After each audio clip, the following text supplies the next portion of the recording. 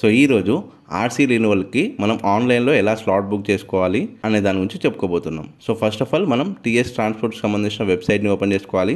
So ఇందులో vehicle యొక్క RC రెన్యువల్తో పాటు ఆర్సీ పైన అడ్రస్ కూడా చేంజ్ చేసుకునే అవకాశం ఉంటుంది. సో రెండు కావాలనుకుంటే రెండింటి మీద టిక్ మార్క్ పెట్టేసి తర్వాత ఇక్కడ కింద బాక్స్లో వెహికల్ యొక్క రిజిస్ట్రేషన్ నెంబరు అండ్ చెసిస్ నెంబర్లోని లాస్ట్ 5 డిజిట్స్ ఎంటర్ చేసి రిక్వెస్ట్ ఓటీపీ మీద క్లిక్ చేస్తే ఓటీపీ వస్తుంది. గెట్ డీటెయిల్స్ మీద క్లిక్ చేస్తే మీకు ఆర్సీ ఎవరి పేరు మీద ఉన్నదో ఆ డీటెయిల్స్ కంప్లీట్గా చూపిస్తాయి. ఆధార్ నెంబర్ ఎంటర్ చేయాలి.